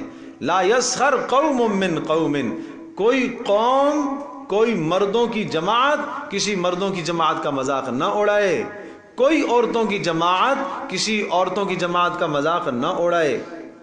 مفسرین نے لکھا ہے یوں کیوں نہیں کہا کہ اے ایمان والو ایک دوسروں کا مذاق نہ اڑاؤ؟ یہ بھی تو کہہ سکتے تھے۔ جیسے بے شمار احکام کے اندر اسی طرح سے الفاظ آتے ہیں، لیکن مردوں کو الگ، عورتوں کو الگ۔ تو اشارہ اس بات کی طرف ہے کہ مرد اور عورت کا اختلاط تو جائز ہی نہیں ہے۔ یہ باریک نکتہ ہے یہاں پر۔ اس لیے مردوں کا اختلاط مردوں کے ساتھ ہوگا، عورتوں کا عورتوں کے ساتھ ہوگا۔ تو اس لیے حکم دیا۔ نمبر 7، اجنبی مرد اور عورت کا اختلاط ممنوع، ایک جگہ جمع ہونا جائز نہیں ہے۔ رسول اللہ صلی اللہ تعالی وسلم نے ارشاد فرمایا، الا لا یخلون رجل بامرأۃ، خبردار کوئی مرد اجنبی عورت کے ساتھ ایک جگہ پر جمع نہ ہو، اگر جمع ہوگا تو تیسرا وہاں شیطان ہوگا۔ آج ہمارے معاشرے میں کہا جاتا ہے کہ نہیں، اس سے کیا ہوتا ہے؟ کچھ نہیں ہوتا، دل صاف ہونا چاہیے، دل پاک ہونا چاہیے۔ میرے عزیز دوستوں اور بزرگوں اور ماں اور بہنوں، اسلام نے جو رکاوٹیں کھڑی کی ہیں نا، ان رکاوٹوں کی پاسداری کرو، ان حدود کو تجاوز نہ کرو۔ ان حدود کو معاشرہ جب پھلانگ کے آگے نکلتا ہے تو اللہ کا غضب اور اللہ کی غیرت بھڑکتی ہے پھر۔ تو اس لیے اختلاط ممنوع ہے، مرد اور عورت کا اختلاط ہرگز جائز نہیں ہے۔ کسی اجنبی کا اجنبی کے ساتھ اختلاط، چاہے تعلیمی اداروں کے اندر ہو، چاہے کسی اور ادارے کے اندر ہو، دفاتر میں ہو، اس قسم کا اختلاط مرد کا اجنبی عورت کے ساتھ ایک جگہ بیٹھنا جائز نہیں۔ پردے کھڑے کیے، رکاوٹیں سامنے کھڑی کی ہیں، اور فرمایا خبردار کوئی عورت اجنبی کوئی عورت سفر نہ کرے اکیلے میں، بغیر محرم کے سفر نہ کرے، 3 دن سے زائد کا سفر نہ کرے، سفر شرعی نہ کرے۔ اس کو کتنا بھی امن ہو جائے، آپ جانتے ہیں، اور آپ خواتین ماں بہنیں بھی جانتی ہیں اس بات کو کہ حج اس وقت تک عورت پر حج فرض نہیں ہوتا، صاحب مال ہے، جب تک اپنا اور اپنے ساتھ محرم کا خرچہ نہ رکھے۔ مرد پر تو حج فرض ہو جائے گا جب اپنی ذات کا خرچہ اس کے پاس موجود ہے، آنے جانے کا، اور جتنا وقت وہاں رہے گا گھر کا خرچہ موجود ہے۔ عورت پر ایک اضافی خرچہ بھی ہے کہ اپنا بھی ہو اور اپنے ساتھ محرم کو بھی خرچہ ہو. کتنا مقدس سفر ہے، لیکن شریعت نے یہاں پابندی لگائی ہے کہ یہ محرم ساتھ جائے گا تو اس کا حج عند اللہ مقبول ہے. اور یہ طویل طویل سفر جو بغیر محرم کے ہوتے ہیں، کہ آج کل تو سفر تو مسئلہ ہی نہیں ہے، تو یہ کیا ہے؟ یہ شریعت کے حدود کو پامال کرنا ہے، یہ تباہ کرنا ہے. وہ نمازی بھی ہے، وہ روزے دار بھی ہے، وہ تہجد گزار بھی ہے، لیکن وہ سفر کر رہی ہے. کتنے گناہ کی بات ہے. تو اس لیے یہ اختلاط ممنوع ہے. نمبر 8، مسلمان عورتیں بلا ضرورت باہر نہ نکلیں. وقرن فی بیوتکن، اپنے گھروں میں رہا کرو، نہ نکلا کرو بغیر ضرورت کے. اور اگر نکلنا بھی ہے، نمبر 9، ولا تبرجن تبرج الجاہلیت الاولی، کہ بناؤ سنگار کر کے مت نکلا کرو. بناؤ سنگار کر کے نکلنا یہ جاہلیت کی زندگی ہے. یہ جاہلہ عورت ہے جو بناؤ سنگار کر کے باہر نکلے. کون اپنے آپ کو جاہلہ کہے گی؟ جو تو کہے گی میں تو پڑھی لکھی، میں تو اتنی ڈگریاں حاصل کی ہیں، میں تو اتنا پڑھا ہے، لیکن قرآن کی نظروں میں وہ جہالت کی زندگی گزار رہی ہے اگر وہ بغیر حجاب کے باہر نکل رہی ہے تو. اور نمبر 10، مرد سے بات کریں تو لہجہ نرم نہ ہو، بالکل نرم لہجہ نہیں. وَقُلْنَ قَوْلًا مَعْرُوفًا، قرآن کہتا ہے نرم لہجہ بھی نہ ہو اور صاف ستھری بات ہو، کھردری بات ہو. ایک جملے سے اگر ضرورت پوری ہو رہی ہے ایک جملہ بولو، دوسرا نہ بولو. 2 سے پوری ہو رہی ہے تیسرا جملہ نہ بولو. نمبر 11، ضرورت سے زیادہ بات نہ ہو. نمبر 12، مرد عورتوں سے اگر چیز لے تو پردے کے پیچھے سے. وَإِذَا سَأَلْتُمُوهُنَّ مَتَاعًا فَاسْأَلُوهُنَّ مِنْ وَرَاءِ حِجَابٍ، فَاسْأَلُوهُنَّ مِنْ وَرَاءِ حِجَابٍ، کہ اگر مردوں کو غیر محرم عورتوں سے کوئی سامان کوئی چیز لینے کی حاجت پیش آئے، نوبت پیش آئے تو کہاں سے؟ پردے کے پیچھے سے. عورت کا ہاتھ مرد کو نہیں دکھنا چاہیے، اس طرح سے ہو. تو اس لیے کہتے ہیں نا کہ ہاتھوں کا بھی پردہ ہے، چہرے کا بھی پردہ ہے، پیروں کا بھی پردہ ہے، آواز کا بھی پردہ ہے. اللہ اکبر. آپ اندازہ کیجئے سورۃ النور کے اندر وَلَا يَضْرِبْنَ بِأَرْجُلِهِنَّ لِيُعْلَمَ مَا يُخْفِينَ آگے آئے گا. عورت جب چلے تو چلنے کی آواز بھی غیر محرم کے کانوں میں نہیں پڑنی چاہیے. اور اس کے جسم میں اگر کوئی زیور ہے تو اس زیور کے بجنے کی آواز غیر محرم کے کانوں پر نہیں جانی چاہیے. یہاں پر بھی شریعت نے رکاوٹ کھڑی کی ہے، رکاوٹ ہے. اس کے بعد غض بصر. نمبر 13، غض بصر، نظروں سے کو جھکانے کا حکم دونوں طبقوں کو، مردوں کو بھی عورتوں کو بھی، تاکہ کوئی خرابی پیدا نہ ہو معاشرے کے اندر. سورۃ نور میں آگے آئے گا. اور نمبر 14، ایک بدکار کو سزا دے کر دیگر بری سوچ رکھنے والوں کا نفسیاتی آپریشن کر دیا. کیا مطلب؟ کہ معاشرے میں جو ایسا بد کردار پایا جائے اس کو سخت ترین سزا دی جائے. اور یہ سزا کیوں؟ تاکہ باقیوں کے لیے رکاوٹ رہے، باقی کوئی اس جرم کے قریب نہ آئے. نمبر 15، سزا کے نفاذ میں نرمی اور معافی کی کوئی گنجائش نہیں چھوڑی. اگر اس میں کوئی گنجائش ہوتی تو جرم کرنے والا کہتا کہ چلو میں سفارش ڈالوں گا، میں معاف کروا دوں گا، لیکن کہا نہیں، اس میں کوئی بھی نرمی اور سمجھوتے کی کوئی گنجائش نہیں ہے. تو یوں سمجھیے کہ اس جرم کے سامنے، اس زنا جیسے بے حیائی کے سامنے 15 رکاوٹیں شریعت نے کھڑی کی ہیں. 15 رکاوٹیں. پھر بھی اگر ان تمام کی تمام رکاوٹوں کو توڑ کر پھلانگ کر کوئی آگے جاتا ہے، ایک زانی اور زانیہ ان تمام حدود کو پامال اور تجاوز کر کے جب بدکاری کرتے ہیں تو اللہ کا غضب ظاہر ہے. پھر اللہ کا غضب ظاہر ہے. اس لیے یہ جو 15 باتیں ہیں یہ ذہن نشین کرنے کی ہیں اور ان تمام باتوں پر عمل کر رہا ہے. یہ حدود ہے، یہ ساری حدود ہے. یہ 15 رکاوٹیں شریعت نے کھڑی کی ہیں، لہٰذا کسی رکاوٹ کو نہ پھاندا جائے. اور یہ بات بھی ذہن نشین کیجئے گا بہت اچھی طرح سے. پیارے پیغمبر صلی اللہ تعالی علیہ وسلم نے کیا ہی خوب مثال دے کر ارشاد فرمایا. ایک بادشاہ، اس کی چراگاہ ہوتی ہے اور چراگاہ کے آس پاس جو آدمی جانور لے کے جاتا ہے، بادشاہ کی چراگاہ کے آس پاس اپنا جانور لے کے جاتا ہے تو جانور ہے، وہ جانور کہیں ایسا نہ ہو کہ چراگاہ کے اندر داخل ہو جائے اور پھر تمہاری ذلت اور رسوائی ہو۔ اس لیے یہ جو گناہ ہیں یہ بادشاہ کی چراگاہوں کی طرح ہے۔ اس بے حیائی کے قریب اگر کوئی آدمی اپنے آپ کو لے کے جاتا ہے، کہیں ایسا نہ ہو کہ بے حیائی کے اندر پڑ جائے، واقع ہو جائے۔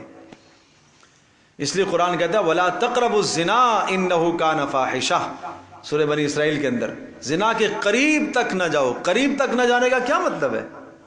یہ جو رکاوٹیں کھڑی کی ہیں ان میں سے کسی رکاوٹ کو مت توڑو۔ گویا کہ ایک آدمی نے اگر دیکھا اجنبی کی طرف، نظریں ملی، تو یہ کیا کیا اس نے؟ یہ زنا کے قریب ہو گیا۔ اس لیے حدیث پاک میں آتا ہے العینان تزنیان، آنکھیں بھی زنا کرتی ہیں، اور آنکھوں کا زنا کیا ہے؟ نظر ہے۔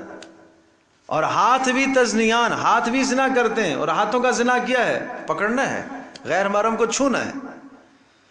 پاؤں کا بھی زنا ہے، وہ کیا زنا ہے؟ غیر محرم کی طرف چل کر جانا ہے۔ زبان کا زنا ہے، غیر محرم سے بلا ضرورت کے بات کرنا ہے۔ ان سب چیزوں کو رسول اللہ صلی اللہ علیہ وسلم نے کیا قرار دیا؟ زنا قرار دیا۔ تو اس لیے اپنی سوچوں کو پاک صاف رکھنے کی ضرورت ہے، اپنے معاشرے کو پاک صاف رکھنے کی ضرورت ہے، اور جو شریعت کے احکام ہیں دل و جان سے آدمی کہے آمنا و صدقنا، مجھے یہ سب احکام قبول ہے۔ وہاں معاشرہ وہ ہے جو پیارے پیغمبر صلی اللہ تعالی وسلم کا تربیت یافتہ معاشرہ ہے، اور وہاں خواتین وہ ہیں جو رسول اکرم صلی اللہ تعالی علیہ وسلم کی صحابیات ہیں، جو ازواج مطہرات ہیں۔ وہاں پردے کا حکم ہے، تو یہاں آج کے اس دور کے اندر جہاں ہر طرف بے حیائی اور عریانی اور فحاشی ہو، اور یورپ کی طرف سے ایسے روزانہ نئے نئے طریقے آ رہے ہوں بے حیائی کے ارتکاب کے، اور مردوں اور عورتوں کو قریب کرنے کی کوشش کی جا رہی ہو اجنبیات کو، اور نام دیا جائے کس کا؟ تجدد کا، نام دیا جائے روشن خیالی کا۔ یہ ظلم نہیں ہے تو اور کیا ہے؟ یہ کون سا خیال روشن ہو گیا؟ یہ کون سا خیال روشن ہو گیا؟ اللہ اور اس کے رسول صلی اللہ علیہ وسلم کے قوانین کو توڑ کر یہ کون سی روشن خیالی ہے؟ یہ کون سی ترقی ہے؟ آج لوگ سمجھتے ہیں کہ اسلام جو ہے وہ دنیا کی ترقی میں رکاوٹ بن رہا ہے۔ ارے اللہ کے بندو، یہ جملہ مسلمانوں کی زبانوں پر جب آتا ہے تو بڑا دکھ اور صدمہ ہوتا ہے، اور یہ جملہ مسلمانوں کا اپنا نہیں ہے، یہ غیروں کا جملہ ہے۔ یہ غیروں کا جملہ ہے کہ نہیں، تمہیں ترقی کرنی چاہیے، اور ترقی کے لیے تو اسلام رکاوٹ ہے، لہذا اسلام کو تم محدود رکھو، نماز تک، روزے تک، حج، ٹھیک ہے نا، تم مسلمان ہو، بس اس تک تمہارا اسلام رہنا چاہیے، باقی یہ معاملات زندگی اس میں تو ہم خود مالک ہیں۔ کیا کریں جی، اس کے بغیر چارہ کار نہیں ہے۔ آج کل کے زمانے میں ممکن نہیں ہے، آج کل کے زمانے میں مشکل ہو گیا۔ تو جو آدمی یہ کہہ رہا ہے آج کل کے زمانے میں ممکن نہیں ہے، پردے کے یہ سارے احکام ممکن نہیں ہیں، تو میں ایک بات کہا کرتا ہوں، معاذ اللہ ثم معاذ اللہ، نقل کفر نباشد، وہ گویا کہ یوں دعویٰ کر رہا ہے کہ شریعت اب نئی آنی چاہیے اس لیے کہ کوئی نئے احکام آئیں۔ یہ تو رسول اللہ صلی اللہ علیہ وسلم کی شریعت پرانی ہو گئی، معاذ اللہ۔ یاد رکھیے گا کہ قرآن مقدس کے اصول اور ضابطے قیامت تک انسانوں کی تربیت کرتے ہیں، قیامت تک کے انسانوں کی تربیت کرتے ہیں، اور قرآن کہتا ہے لا یکلف اللہ نفسا الا وسعها، اللہ تبارک و تعالیٰ کسی شخص کو اس کی طاقت سے زیادہ مکلف نہیں بناتا۔ یہ سارے کے سارے احکام ممکن ہیں جب ہی اللہ پاک نے حکم دیے، جب ہی اللہ نے حکم دیا۔ اور اللہ پاک نے شروع کہاں سے کرایا؟ نبی کے گھرانے سے شروع کرایا۔ یا ایھا النبی قل لازواجک، اے نبی آپ اپنی گھر والیوں سے پہلے کہیے، یہاں سے شروع کرتے ہیں۔ پیارے پیغمبر صلی اللہ علیہ وسلم نے اپنے گھر سے آغاز فرمایا۔ تو آئیے ان سب باتوں کو سننے کے بعد آج سے ہم اپنی زندگی کو بدلیں، ہم اپنے گھروں کی زندگی کو بدلیں۔ میری مائیں بہنیں، میری بیٹیاں، ان سب سے میری التجا اور درخواست ہے کہ اللہ پاک کے ان قوانین کی پابندی کریں۔ اور یاد رکھیے گا رسول اللہ صلی اللہ علیہ وسلم کا فرمان گرامی یہ ہے کہ جس معاشرے کے اندر بے حیائی اور عریانی جب عام ہو جاتی ہے تو طرح طرح کی امراض جنم لیتی ہیں، وہاں پر قسم قسم کی بیماریاں، قحط سالیاں، اور جناب رزق کی تنگی میں مبتلا کر دیے جاتے ہیں وہ معاشرے۔ اور اس قسم کے بے حیا معاشرے جو ہوتے ہیں وہ دنیا کے اندر پنپ نہیں سکتے، اللہ پاک کی طرف سے جلد عذاب آ جاتا ہے۔ حضرت لوط علیہ السلام کی قوم کا تذکرہ جو قرآن میں جا بجا آتا ہے، کیا ہے؟ بے حیائی تو ہے، بے حیائی تو ہے۔ جنس پرستی کا مرض اس قوم کے اندر تھا اور بے حیائی کے عروج پر تھی، تو یہ سمجھایا کہ جو قوم بے حیائی کے اس عروج پر ہو اب وہ دنیا کے اندر جینے کا حق نہیں رکھتی، ان کے لیے زمین کے نیچے ہی چلے جانا چاہیے، کیونکہ معاشرے کو، اللہ کی دھرتی کو اس غلاظت سے اور گندگی اور نجاست سے پاک کیا جاتا ہے۔ تو اس لیے اپنی زندگیوں کو پاک رکھیں، اپنے ذہنوں کو بھی پاک رکھیں، تو اللہ پاک کے جو احکام ہیں دل و جان سے انہیں آدمی قبول کرے۔ اب سورۃ النور کی آیات میں آپ آئیے، پھر ہم تشریح کرتے ہیں یہاں سے۔ الزانیۃ والزانی، پہلی آیت کی تشریح ہو چکی، دوسری آیت الزانیۃ والزانی، الزانیہ زنا کرنے والی عورت اور زنا کرنے والا مرد۔ اللہ اکبر، ایک بڑا اہم نقطہ ہے، ذہن نشین فرمائیے گا۔ سورۃ المائدہ چھٹے پارے کے اندر سزا آئی ہے چوری کی، السارق والسارقۃ فاقطعوا ایدیہما، چوری کرنے والا مرد اور چوری کرنے والی عورت دونوں کے ہاتھ کاٹ دیے جائیں، سیدھا سیدھا ہاتھ کٹ جائے گا، دونوں سیدھے ہاتھ۔ یہاں کیا فرمایا؟ زنا کرنے والی عورت اور زنا کرنے والا مرد دونوں اگر غیر شادی شدہ ہیں تو ان کو 100 کوڑے لگا دیے جائیں گے۔ کیا فرق سمجھ میں آیا دونوں میں؟ شاباش، یہاں عورت کا ذکر آیا پہلے، وہاں مرد کا ذکر آیا پہلے۔ وہاں کہا کہ چوری کرنے والا مرد اور عورت ان دونوں کے ہاتھ کٹ جائے، یہاں کہا زنا کرنے والی عورت اور مرد دونوں کو 100 کوڑے لگا دیے جائے۔ کیوں؟ اس لیے کہ زنا جیسا بدترین اور قبیح جرم بہت بڑا جرم ہے، بہت بدترین جرم ہے، لیکن جب یہ عورت سے صادر ہو جائے تو اور ہی بدترین ہے، اس لیے عورت کا نام پہلے آیا۔ کیوں؟ اس لیے کہ عورت کی فطرت میں عفت اور پاک دامنی مرد سے زیادہ ہوتی ہے، شرمیلا پن اس کے اندر مرد سے زیادہ ہوتا ہے۔ تو جب ایک عورت عفت اور پاک دامنی کی ان تمام حدود کو اور فطرتی حیا جو اللہ نے اس کے اندر رکھی ہے، فطرتی شرم جو اللہ پاک نے اس کے اندر رکھا ہے، اس شرم کو چھوڑ کر جب غیر فطرتی عمل کے اندر مبتلا ہوگی تو پھر اس کا بڑا جرم ہے، اور وہ بے حجاب اور بے حیا ہو کے بن کے معاشرے میں آئی ہے۔ تو جب مرد کو اس کے ساتھ بے حیائی کرنے کا موقع ملا ہے، اس نے کیوں موقع دیا اس کا؟ اس نے کیوں بات کی؟ وہ کیوں بے حجاب ہوئی؟ اس نے کیوں نظریں ملائی؟ اور وہاں جہاں سرقہ اور چوری کی بات آئی ہے، ایک مرد طاقت بازو اللہ نے اسے عطا فرمائی ہے، کمائی کا سلیقہ اللہ نے اسے دیا ہے، مزدوری کر سکتا ہے، ملازمت کر سکتا ہے، اپنے ہاتھوں سے کما سکتا ہے، اتنی طاقت ہونے کے باوجود بھی چوری کر رہا ہے، تو وہ جرم جو تھا وہ مرد کی طرف سے ہونا بہت برا تھا، اور یہ جرم عورت کی طرف سے ہونا بہت برا ہے۔ اس لیے، اور بعض مفسرین نے یہ بھی لکھا ہے کہ یہ جرم اس وقت تک عام طور پر اس وقت تک نہیں واقع ہوتا، زنا کا جرم، جب تک عورت کی منشا بیچ میں شامل نہ ہو، اس لیے عورت کا نام پہلے آیا۔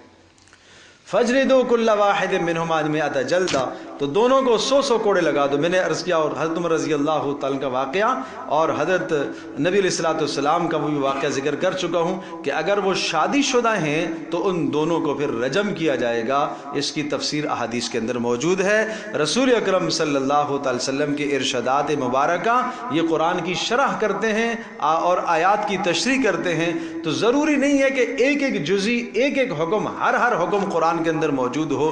پیارے پیغمبر صلی اللہ علیہ وسلم نے ارشاد فرمایا، ابو داؤد شریف کی روایت ہے، فرمایا خبردار سن لو اس بات کو، ایک زمانہ آئے گا ایک آدمی اپنی مسحری پر آرام سے بیٹھا لیٹا ہوگا اور قرآن اس کے ہاتھ میں ہوگا اور یہ کہے گا میرے لیے یہی کافی ہے۔ آپ نے فرمایا خبردار، اللہ نے قرآن مجید کے اندر بہت ساری چیزوں کو حلال قرار دیا، بہت ساری چیزوں کو حرام قرار دیا، میں نے اپنی سنت کے ذریعے سے بہت ساری چیزوں کو حلال بتایا اور بہت ساری چیزوں کو حرام بتایا۔ جس طرح سے اللہ کا حرام کردہ حرام، اللہ کا حلال کردہ حلال، اسی طرح سے میرا حرام کردہ بھی حرام ہے اور میرا حلال کیا ہوا بھی حلال ہے۔ اس لیے کہ رسول اللہ صلی اللہ علیہ وسلم شارع ہیں، لِتُبَيِّنَ لِلنَّاسِ، تاکہ آپ لوگوں کے لیے بیان کریں، اور بیان آپ علیہ السلام نے اپنے ارشاد سے اور عمل سے کیا۔ تو فجلدوا کل واحد منہما مئۃ جلدہ، ان کو 100 کوڑے لگائے جائیں گے. اور 100 کوڑے، دیکھیں شریعت نے اصول مقرر کیے، کوڑے کس قسم کے ہوں گے، بالکل ایک ایک بات بتلائی ہے کس طرح سے جلاد کوڑا لگائے گا، سارے احکام فقہ کی کتابوں کے اندر موجود. ولا تأخذکم بہما رأفۃ فی دین اللہ، اور ولا تأخذکم، اور نہ پکڑے تمہیں، بہما ان دونوں کے حق میں، رأفۃ کسی قسم کی نرمی تمہیں نہ پکڑے. مطلب ہے کہ نرمی اس معاملے میں آپ نے نہیں کرنی. اور پھر یہ بات بھی ذہن نشین کر لیجئے گا کہ یہ سزا کا نفاذ یہ اسلامی شرعی عدالت کرے گی، فرد واحد کو یا کسی ایک جماعت کو اس کا اختیار نہیں ہے.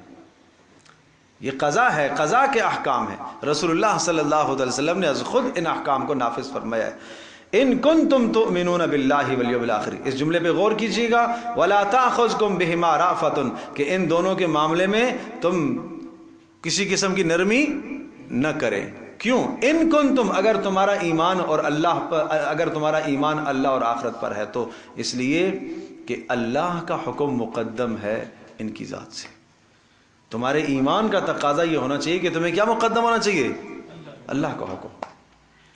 اور پھر آخرت کا بھی سوال ہوگا، تم سے بھی سوال ہوگا، ان سے بھی سوال ہوگا. آخرت کے عذاب سے یہ بچ جائیں اور دنیا میں ان کے اوپر سزا نافذ کر دو تاکہ آخرت کے عذاب سے یہ بچ جائیں.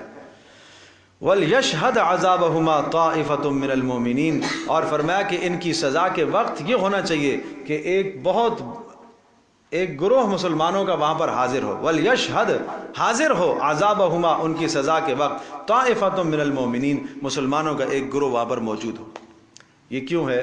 تاکہ سب کے سامنے عبرتناک سزا ہو تو دوسروں کے لیے عبرت ہوگی. چھپ کے سزا نہیں نافذ کی جائے گی. شرعی عدالت جو یہ سزا لگائے گی، کوڑے لگائے گی یا جلد کرے گی، یعنی سنسار کیا جائے گا، ان کو علی الاعلان سنسار کیا جائے گا، چوک چراہے پر کھڑے ہو کر کیا جائے گا تاکہ دوسروں کے لیے عبرت ہو. تو یہ پہلا حکم ہے زنا کی سزا. جو آپ دیکھیں اب سورۃ النور کے احکام جو آپ کے پاس پرچہ ہے اس میں آپ دیکھیں ذرا. زنا کی سزا، زانی اور زانیہ اگر شادی شدہ ہوں تو رجم کیے جائیں گے، غیر شادی شدہ ہوں تو 100 کوڑے لگائے جائیں گے. نمبر 2، سزا میں نرمی نہ کریں. ولا تأخذکم بہما رأفۃ، چونکہ سزا چونکہ شرعی اور اللہ کا حق ہے، لہذا مجرم کے 4 بار اقرار کے بعد یا معاشرے کے 4 نیک مردوں کی گواہی کے بعد کسی قسم کی نرمی نہ کرو، کیونکہ یہ تمہارے لیے، یہ تمہارے ایمان کا تقاضا ہے، اور اس سے پاک دامن اور عفت مآب عورتوں کی عزت محفوظ رہے گی. نمبر 3، وَلْيَشْهَدْ عَذَابَهُمَا طَائِفَةٌ مِّنَ الْمُؤْمِنِينَ، سزا علی الاعلان دو. شرعی سزا کا نفاذ حاکم یا اس کا نائب علی الاعلان کرے تاکہ بدکاری کے دلدادوں کے لیے شدید عبرت ہو اور آئندہ کوئی اس حرکت کی جرت نہ کرے. یہ مجرم تمام شرعی حدود کو پھلانگ کر کے آ رہا ہے. شرعی حدود جو میں بتا چکا ہوں، 15 حدود بتا چکا ہوں، وہ خوف خدا، نظروں کی حفاظت اور مرد عورت کی خلوت وغیرہ، یہ سب کو پار کر کے یہاں تک پہنچا ہے، تو ابھی تو اس کی سزا ہونی چاہیے. آگے نمبر 4، اب پہلے آیت میں دیکھیے. الزانی لا ينکح الا زانیۃ او مشرکۃ والزانیۃ لا ينکحها الا زان او مشرک. الزانی، جو زنا کا خوگر ہو، زنا کا عادی ہو، لا ينکحها الا زانیۃ، ظاہر سی بات، لا ينکح الا زانیۃ، وہ زنا کا خوگر، وہ زنا کرنے والی ہی کو چاہتا ہے یا مشرکہ کو ہی چاہے گا. والزانیۃ، اور زنا کرنے والی جو خاتون ہوگی، لا ينکحها، وہ بھی نکاح نہیں کرے گی، اس سے بھی نکاح کوئی نہیں کرنا چاہے گا، الا زان او مشرک، مگر زنا کرنے والا یا مشرک ہی کرے گا. معنی یہ ہے، اشارہ ہے کہ کوشش کی جائے کہ معاشرے کے اندر نیک اور پاک دامنوں کو پاک دامن رشتوں کا انتخاب کیا جائے. ایک نیک شخص پاک دامن ہے یا ایک پاک دامن خاتون ہے، وہ اپنے لیے کسی برے کا انتخاب نہیں کرتی. تو یعنی نکاح کی جو بنیاد ہے اور نکاح کا جو معیار ہے کیا ہونا چاہیے، وہ نیکی اور پاک دامنی ہو. اس کو بنیاد بنایا جائے، دین کو بنیاد بنایا جائے، نہ کہ مال اور دولت کو بنیاد بنایا جائے. آج کل ہم کس چیز کو دیکھتے ہیں؟ ہمارے یہاں تو مال ہی دیکھا جاتا ہے. پہلا سوال ہوتا ہے کرتا کیا ہے، کماتا کتنا ہے، یہ پہلا سوال ہے. رسول اللہ صلی اللہ علیہ وسلم کے زمانے میں تو ان میں سے کوئی سوال نہیں ہوتا تھا. کیوں سوال نہیں ہوتا تھا؟ اللہ کی ذات عالی پر بھروسہ ہے. رزق اللہ دیتا ہے، اللہ کھلاتا ہے. اور اسی طرح سے ان یکونوا فقراء یغنیہم اللہ من فضلہ، آگے حکم آئے گا کہ اگر یہ فقیر ہیں تو اللہ پاک اپنے فضل سے ان کو غنی کرے گا. آپ کیوں غمگین ہوتے ہو؟ اور جو بچہ پیدا ہوا اس نکاح کے نتیجے میں، اللہ تبارک و تعالی اس کی پیدائش سے پہلے اس کا رزق لکھ دیتا ہے بھائی. تو اللہ کی تقدیر پر تو ایمان رکھو. باقی ہم اور آپ جو دنیا میں محنت کرتے ہیں، مزدوری کرتے ہیں، ملازمت کرتے ہیں، کماتے ہیں، کھیتی باڑی جو کرتے ہیں، یہ کیا ہے؟ یہ اسباب ہیں. پچھلے اتوار کی نشست میں بھی میں نے عرض کیا تھا کہ اسباب ہوتے ہیں. ایک آدمی اپنے گھر میں پانی کی لائن بچھاتا ہے تو ظاہر سی بات ہے کہ جب پیچھے سے وال نہیں کھلے گا تو پانی کیسے آئے گا؟ اس نے آگے سے ساری رکاوٹیں ختم کر دی ہیں پانی آنے کی. اب اس کا کام یہ ہے، اب اس کے بعد جو ہے نا پانی جہاں سے آتا ہے وہاں سے کنیکشن ہوگا تو پانی آئے گا. بالکل اسی طرح سے دنیا کے اندر ہم جو کھیتی باڑی کرتے ہیں، زمین کے اندر جو غلہ ڈالتے ہیں، بیج ڈالتے ہیں، ہل چلاتے ہیں، جو کچھ بھی ہے، یا جو بھی آدمی اپنی مزدوری کا، ملازمت کا اور کسب کا جو بھی اس نے ذریعہ اختیار کیا ہوا ہے، یہ صرف ذریعہ ہے. یہ روزی کے آنے کے راستے سے روڑے جو آتے تھے ان کو دور کر رہا ہے، بس رکاوٹیں ہٹا رہا ہے. باقی اس کے سوا یہ کچھ نہیں ہے، اس کے سوا کچھ نہیں ہے. اور زمین سے غلے اگانا تو اللہ کا کام ہے. بیج اس نے ڈالا ہے اور اس کو قابل کاشت اور اگنے کے قابل بنانا تو اللہ کا کام ہے. اس سے تناور درخت نکالنا تو اللہ کا کام ہے. تو اسی طرح سے ہمارا کام صرف راستے سے ان رکاوٹوں کو دور کرنا ہے، باقی روزی تو اللہ دے گا. تو ہم اپنے بچوں کے لیے ایک سبب اور ذریعہ ہیں. ہم اپنے آپ کو سبب سمجھیں. ہم یہ نہ کہیں اور یہ تصور نہ کریں کہ جناب میں نہیں ہوں گا تو یہ کھائے گا کہاں سے. اس لیے جناب بچی کا رشتہ دینا ہے، تلاش کرتے کرتے کرتے کیا کماتا ہے؟ اتنا. نہیں یہ ٹھیک نہیں ہے. یہ کیا کماتا ہے؟ یہ اتنا. یہ ٹھیک نہیں ہے. یہ کیا کماتا ہے؟ یہ اتنا ہے. یہ صحیح ہے. اخلاق تو اچھے نہیں ہے. کوئی بات نہیں، بعد میں ٹھیک ہو جائے گا. بعد میں ٹھیک ہو جائے گا، بعد میں سنور جائے گا. بڑی غلطی کرو گے، بہت بڑی غلطی کرو گے، بہت بڑی غلطی کرو گے، اور اتنی عظیم غلطی کرو گے. پیارے پیغمبر صلی اللہ تعالی علیہ وسلم نے اس غلطی کی طرف اشارہ فرمایا. آپ نے ارشاد فرمایا کہ جب تمہارے پاس ایک ایسے شخص کا پیغام آ جائے، ممن ترضون خلقہ و دینہ، جس کے اخلاق سے اور جس کے دین سے، اخلاق بیوی کا حق ادا کرنے کے حوالے سے اخلاق والا ہو، دین سے مراد اللہ کے حقوق بھی پورے کرنے والا ہو، اگر یہ چیز آپ اس میں دیکھتے ہو تو اب آپ اس کو اپنی بیٹی کا رشتہ دے دو. اب اگر تم نے نہ دیا، وَإِن لَمْ تَكُنْ، اگر تم نے نہیں کیا ایسا، تو پھر فرمایا فساد عریض، پھر بہت بڑا لمبا چوڑا فساد دنیا میں پیدا ہوگا. مت پوچھو پھر. اس لیے اپنے معیاروں کو ٹھیک کرو. اپنے معیار آج ہمارے معاشرے کے اندر جو بہت بلند معیار ہم نے تصور کیے ہوئے ہیں، یہ معیار غلط ہے. رسول اللہ صلی اللہ علیہ وسلم نے ان میں سے کوئی معیار نہیں بتلایا. آپ علیہ السلام نے اپنے خاندان قریش کے اندر بھی شادیاں فرمائی ہیں اور قریش سے باہر بھی آپ نے شادیاں کی. مد مقابل جو خاندان تھا، مد مقابل خاندان رسول اکرم صلی اللہ تعالی علیہ وسلم کا کہ بنو امیہ، ابو سفیان رسول اکرم صلی اللہ تعالی علیہ وسلم کے مد مقابل ہیں. بعد میں تو مسلمان ہو گئے فتح مکہ کے وقت، لیکن اس وقت تو ہر معرکے کے اندر سامنے ہیں. یہ ان کی بیٹی سے آپ علیہ السلام نے نکاح کیا. ام حبیبہ رضی اللہ تعالی عنہا ام المومنین بن گئی. مدینہ منورہ کے اندر یہودی حیی بن اخطب، مسلمانوں کا سخت ترین دشمن، اس کی بیٹی صفیہ رضی اللہ تعالی عنہا ام المومنین ہے. آپ تصور تو کرو کہ آپ علیہ السلام نے یہ سارے بت ختم فرمائے، یہ سارے بت آپ نے مٹا دیے، سب کو ڈھیر کر دیا. جو خاندان کی بات آپ آج ہمارے معاشرے میں یہ جو بات ہوتی ہے، ہم خاندان سے باہر نہیں دیتے. بھائی اگر مناسب رشتہ خاندان میں ہے اچھی بات ہے، نہیں ہے مناسب رشتہ خاندان میں تو کوئی اور دیکھ لو، دیندار دیکھ لو، اچھا گھرانہ دیکھ لو. مال و دولت دنیا کی چیزیں نہ دیکھو، ورنہ پیارے پیغمبر صلی اللہ علیہ وسلم کے فرمان کے مطابق بہت بڑی غلطی کرو گے اور بہت بڑا فساد پیدا ہوگا. ماں باپ جب تک حیات ہیں تو بچیاں ماں باپ کے سروں پر موج ہے، زندگی ہے، اچھی زندگی گزرتی ہے جب تک ماں باپ ہیں. تو جب ماں باپ دنیا سے چلے گئے تو اس کے بعد وہ کس کے رحم و کرم پر ہیں؟ کیا بھائی ان کو دیکھے گا؟ کیا بھابیاں ان کے دیکھیں گی؟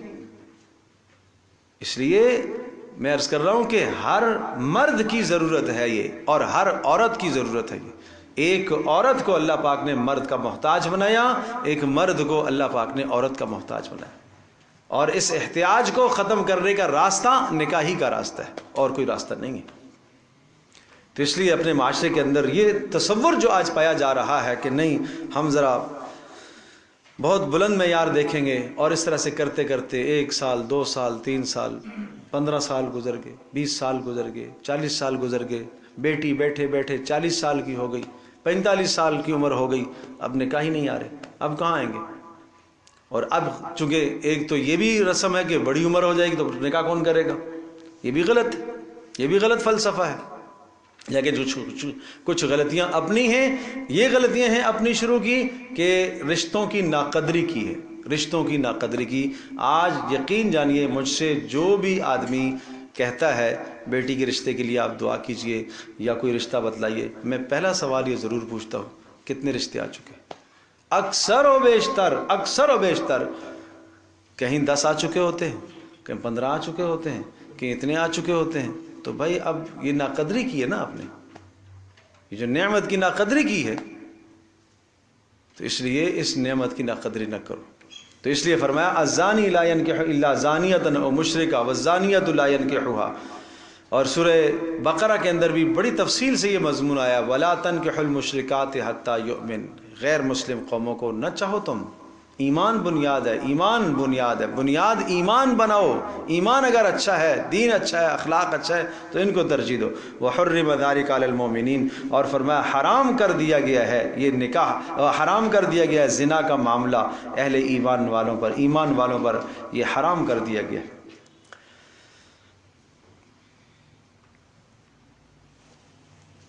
والذین یرمون المحصنات ثم لم یأتوا بأربعۃ شہداء، اب یہاں یہ بات ذہن نشین فرمائیے، اگلا حکم یہ آیا والذین یرمون المحصنات، جو پاک دامن عورتوں پر تہمت لگاتے ہیں، کس کی؟ زنا کی تہمت، جو زنا کی تہمت لگاتے ہیں، ثم لم یأتوا بأربعۃ شہداء، پھر 4 گواہ اگر حاضر نہ کر سکیں، 4 گواہ نہ پیش کر سکیں تو پھر کیا کرنا ہے؟ فجلدوہم 80 جلدہ، ان کو 80 کوڑے لگا دو۔ 4 گواہ نہیں لا سکا، 3 گواہ تھے، 2 گواہ تھے، تو کیا ہے؟ اب اس الزام لگانے والے کو، بہتان لگانے والے کو کیا ہے؟ کوڑے لگا دیے جائیں گے، 80 کوڑے لگا دیے جائیں گے۔ گو کہ اس نے دیکھا ہے، واقعتاً دیکھا ہے، جرم ہوا ہے، لیکن اس کے پاس گواہ نہیں ہے تو یہ خاموش ہو جائے، گواہ نہیں ہے تو یہ خاموش ہو جائے۔ اب آپ اندازہ کیجئے کہ یہاں پر بھی سختی اسی لیے کی ہے کہ بلا وجہ کیونکہ کسی پاک دامن پر الزام نہ لگائے، کسی کی عزت کوئی پامال نہ کرے۔ اور صرف یہاں تک بات نہیں ہے کہ ان کو 80 کوڑے لگا دو، ولا تقبلوا لهم شہادۃ ابدا، اب یہ جس نے کسی عورت پر الزام لگایا یا کسی مرد پر کسی نے الزام لگایا تو اب یہ معاشرے کے اندر معتبر آدمی نہیں رہا، کبھی بھی اس کی گواہی قبول نہیں کی جائے گی۔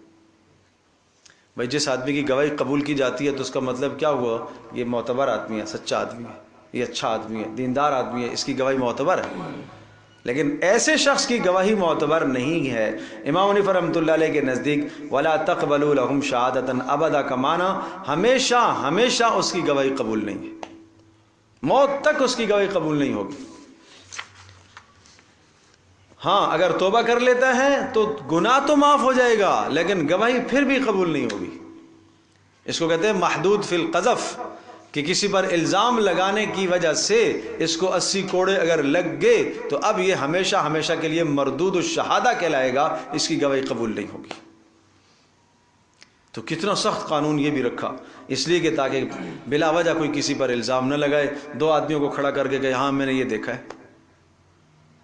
لیکن یہ بات ذہن نشین فرمائیے گا، اس کا یہ معنی نہیں ہے کہ اگر 4 گواہ موجود نہیں ہیں تو ان کو سزا نہیں ہوگی، نہیں، حد نہیں لگے گی، تعزیر تو ہوگی۔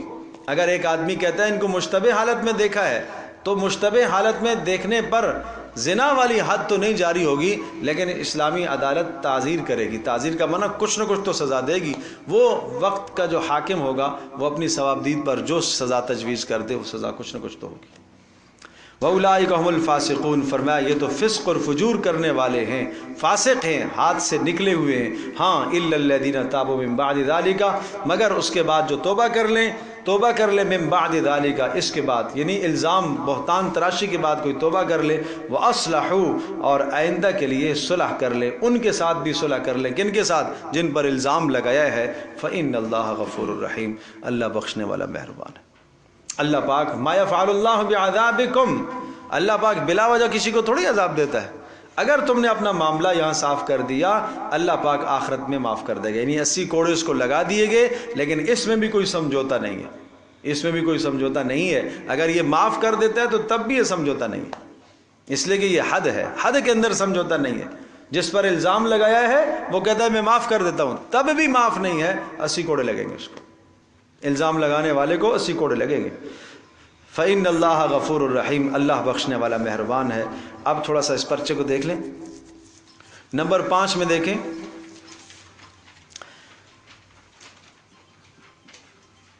بلکہ 4 کو بھی دیکھ لیں. الزانی لا ينکح الا زانیہ، بد کردار مرد اور عورتوں سے معاشرتی مقاطعہ کیا جائے، قطع تعلق کیا جائے. ایسے بد کردار مردوں کو اپنی بیٹیاں نکاح میں نہ دیں، اور ایسی فاحشہ عورتوں کو بھی بیاہ کرا کر اپنے گھروں میں نہ لائیں، کیونکہ یہ بے حیائی کے کاموں میں مسلمانوں کے لیے یہ حرام کر دیے گئے. ایسے گندے عناصر سے بھی اپنے گھروں کو پاک اور صاف رکھیں.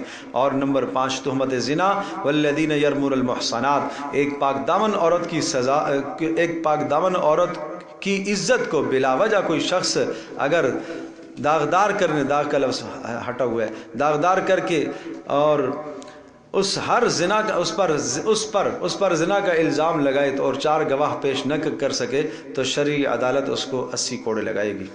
اور نمبر 6 تہمت کہ مجرم کی سزا قبول نہ ہوگی. ولا تقبلوا لهم شہادتا ابدا، جس شخص نے بلا وجہ معاشرے کے ایک پاک دامن شخص پر تہمت زنا لگائی اور اس کو بدنام کرنے کی کوشش کی اور لوگوں کے دلوں میں پاک دامنوں کے لیے شکوک اور شبہات پیدا کرنے کی کوشش کی، ایسے ناعاقبت اندیش کی سزا صرف 80 کوڑے ہی نہیں ہے، بلکہ آئندہ اس کی گواہی کو قبول نہ کیا جائے گا. اس تہمت لگانے کی وجہ سے معاشرے میں اس کو غیر معتبر قرار دیا گیا.